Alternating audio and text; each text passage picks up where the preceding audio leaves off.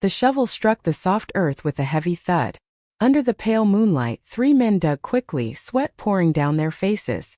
They had no idea that the tiny baby they were burying would return 20 years later as the most powerful woman in Lagos, and she would destroy them all. But let's rewind. This is how it all began. The hospital room buzzed with excited chatter. Mama Adebayo sat quietly in the corner, her gold jewelry glittering under the fluorescent lights. Her eyes kept drifting to the wall clock. "Any minute now," she whispered to her son Kunle. "Any minute now we'll meet our grandson." Kunle paced nervously. His wife, Falk, had been in labor for 6 exhausting hours. Her screams echoed faintly through the closed doors. Though the doctor had assured them all was normal, Kunle's heart was full of worry. "Stop pacing like a headless chicken," Mama Adebayo snapped. "Sit down. Your wife is strong. She'll give us a boy." Uncle Tund, her brother, nodded in agreement. "Yes, a boy to carry our family name. I already bought him a football." The family had gathered in full anticipation. Auntie Kemi brought blue baby clothes. Cousin Aimcha arrived with toys, all meant for a boy. Everyone was certain the baby would be male. The church prophet had said so. The local healer had confirmed it. Even Falk's belly looked like a boy. Suddenly the door creaked open. Dr. Williams stepped out, gloves still on, his face weary but smiling. "Congratulations," he said. "You have a beautiful, healthy baby." Mama Adebayo leapt to her feet. "Where is my grandson?" Dr. Williams hesitated. His smile faltered slightly. "Actually, it's a girl. A baby girl." Silence fell like a curtain. Even the hum of the air conditioner sounded louder. Mama Adebayo's face hardened, her expression turning icy. "A girl," she whispered. Then louder. "A girl?" Uncle Tun threw his hat on the ground. "Impossible. The prophet said a boy." Auntie Kemi began to cry. "Wah. We don't want to see her." Family members exchanged uneasy glances. Whispers rippled through the room. "What do we do now? This is shameful. People will laugh at us." Mama Adebayo pulled Kunle aside and gripped his arm painfully tight. "Listen to me," she hissed. "This family does not birth daughters first. It's bad luck. A curse. We cannot keep this child." Kunle's eyes widened. "What do you mean, Mama?" "You know exactly what I mean." "But she's my daughter." "Is she?" Her eyes now glinted with something dark. "Or is she a curse sent to ruin this family? Think, Kunle. Your father died young. I raised you alone. I built this family's business with my bare hands. I gave you everything.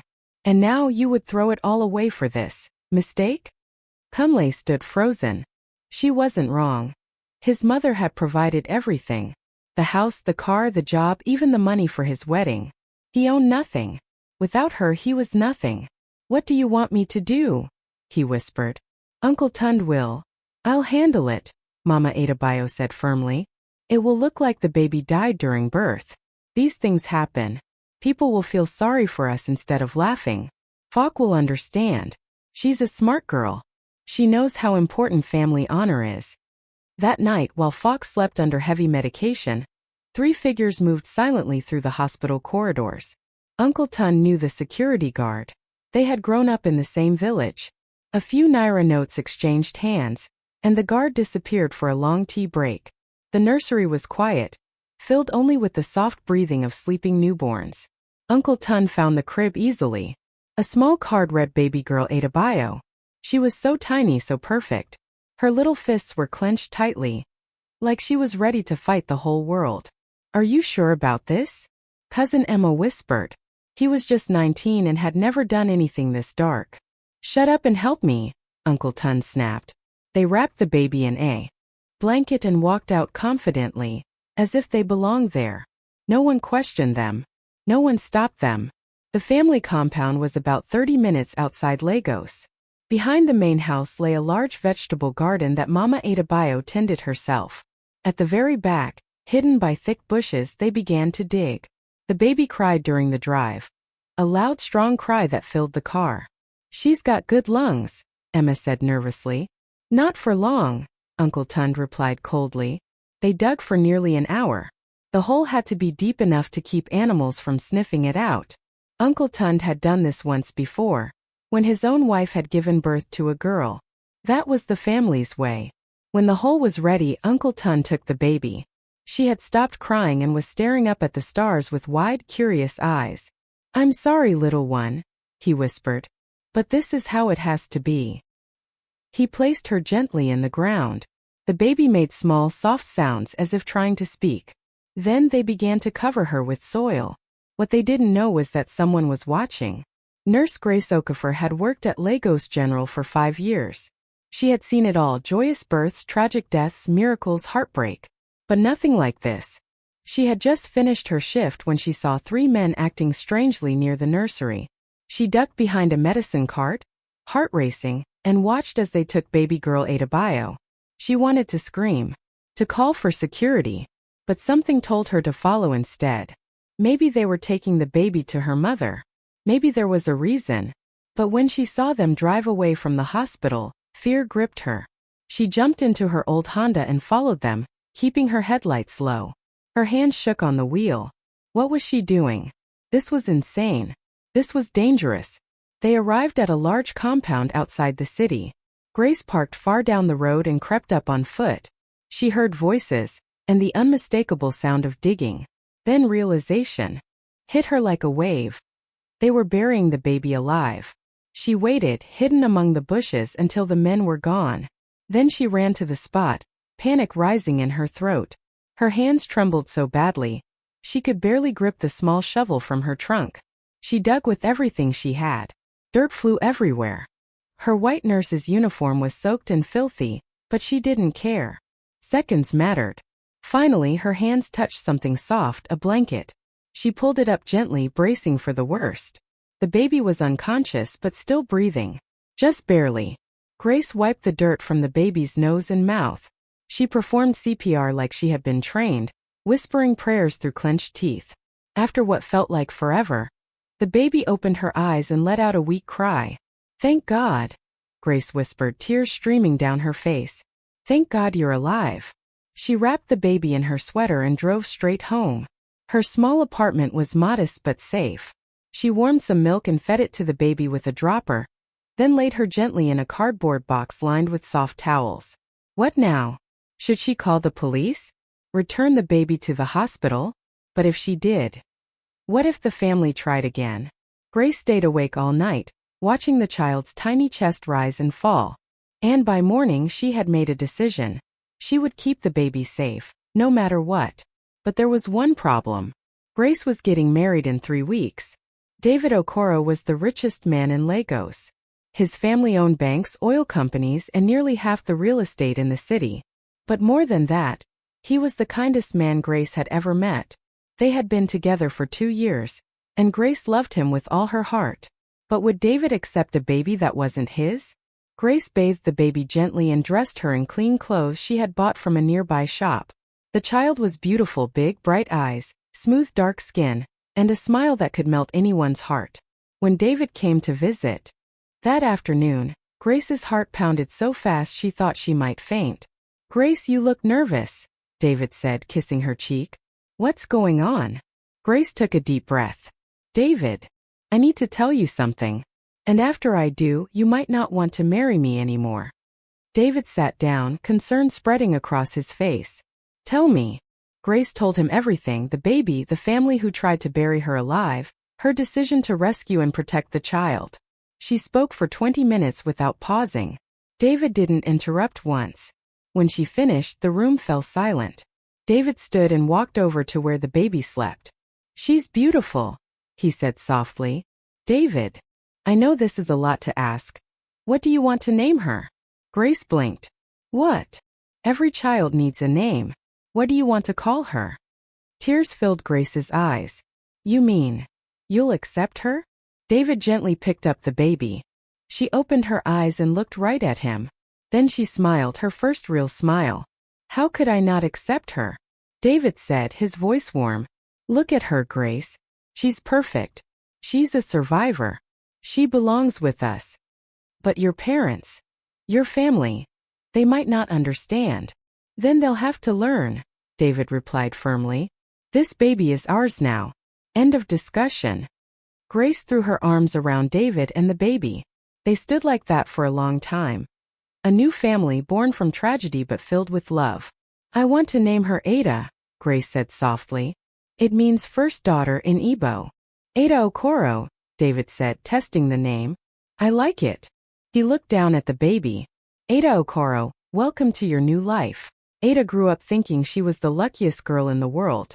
The Okoro mansion had 12 bedrooms, a swimming pool, a tennis court, and gardens that stretched forever. She had her own room with pink walls, a giant bed, and more toys than she could play with. But the best part wasn't the money, it was the love. David treated Ada like a prin. Saved the day. When Ada was 5, David's parents finally accepted her completely. Grandpa Okoro spent hours teaching her to play chess. Grandma taught her to bake cookies and speak French. You are special, Ada, Grandpa would say. Not because of money but because of your heart. Never forget that. Ada also had 3 older brothers, David's sons from his first marriage. James was 12, Michael 10, and Samuel 8.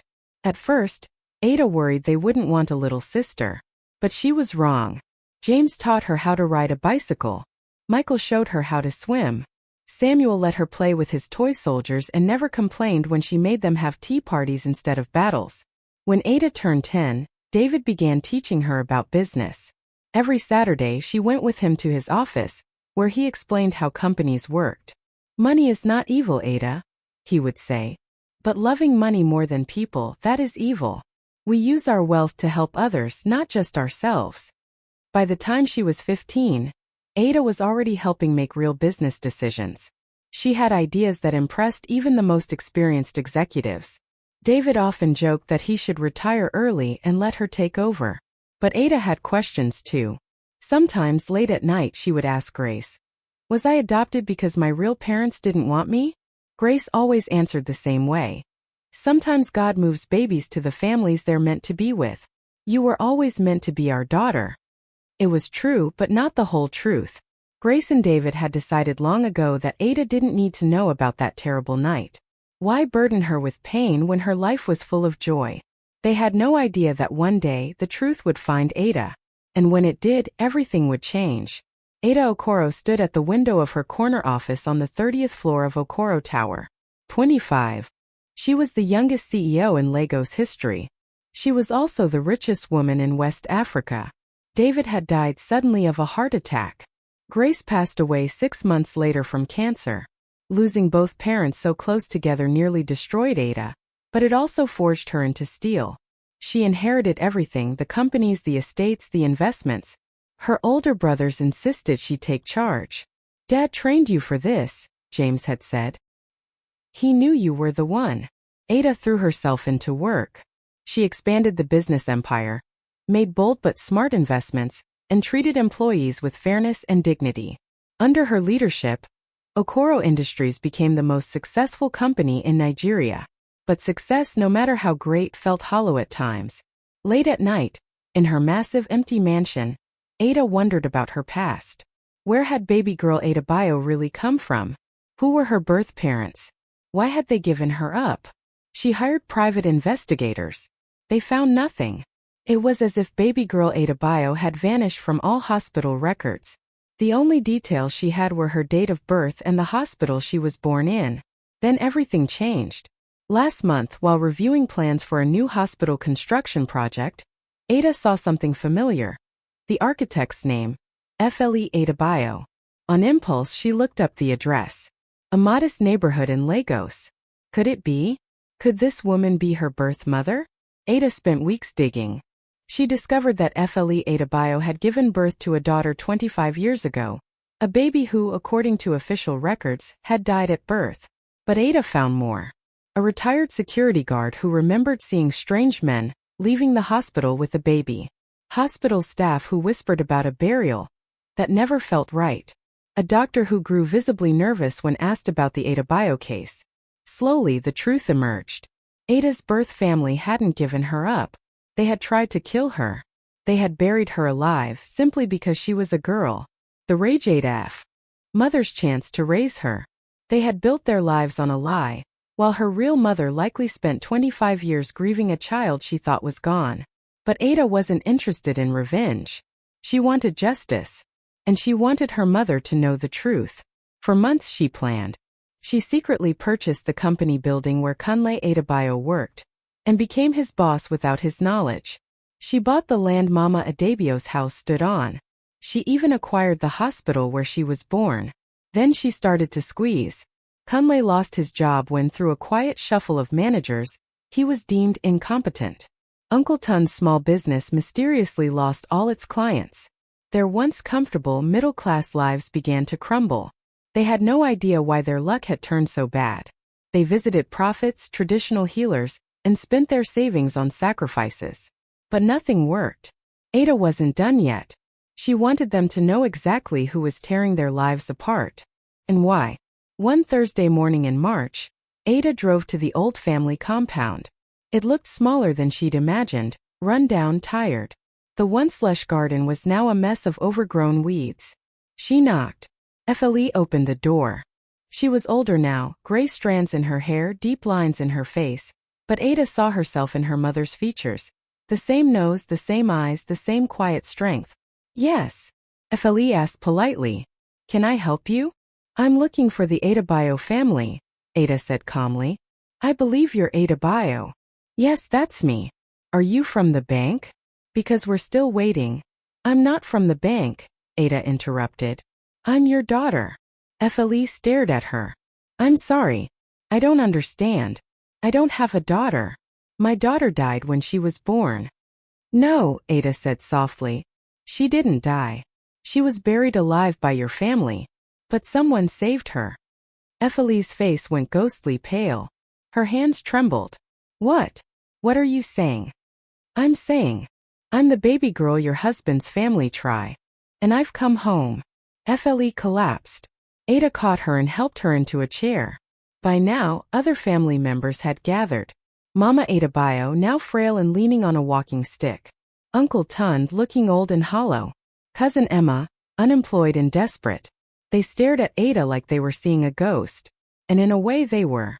It's impossible, Mama Adebayo whispered. You died. We saw you die. You saw me being buried, Ada said coldly. But I didn't die. A nurse saved me. She and her husband raised me with love, something you people know nothing about. She looked around the room. These people had tried to bury her like trash. They had caused her birth mother 25 years of heartbreak. Do you want to know who I am now? Ada asked. I'm Ada Okoro. I own half of Lagos. I'm worth more than any of you can count in a lifetime. And I am the one who's been destroying your lives for the past 6 months. Uncle Tun fell to his knees. Please, we didn't know. We thought it was tradition. We thought it was right. You thought murdering a baby was right? Ada's voice turned sharp as ice. You thought burying a child alive was tradition? Mama Adebayo opened her mouth, but no words came out. The once powerful matriarch now looked like a broken bird. But Ada wasn't finished. She turned to Efeli, who sat weeping quietly. I want you to know something, Ada said gently. I don't blame you. I know you didn't know what they did. I know you grieved. For me. I know you probably loved me. Folake looked up, eyes filled with tears. I did love you, she whispered. I still do. Every day for 25 years I've thought about you. I wondered what you would look like, what kind of woman you would become. I've missed you every single day of my life. Ada stepped closer and extended her hand. Then come with me, she said. Leave these people, the ones who tried to kill your daughter. Come live with me. Let me take care of you the way a daughter should. Folake looked around. Time to face the people who had tried to destroy her.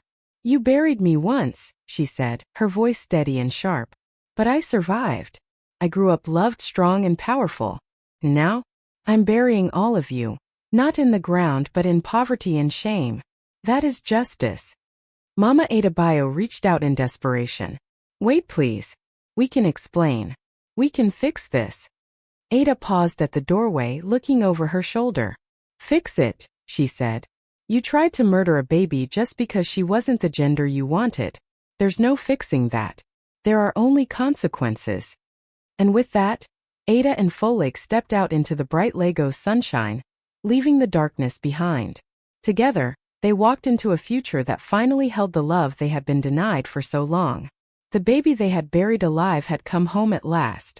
Not as the victim they had tried to create, but as the victor she had chosen to become.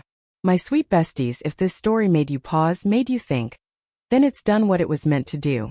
Share it with someone who still believes that love, truth, and courage can rewrite destiny. Drop your thoughts in the comments. I'm reading every one.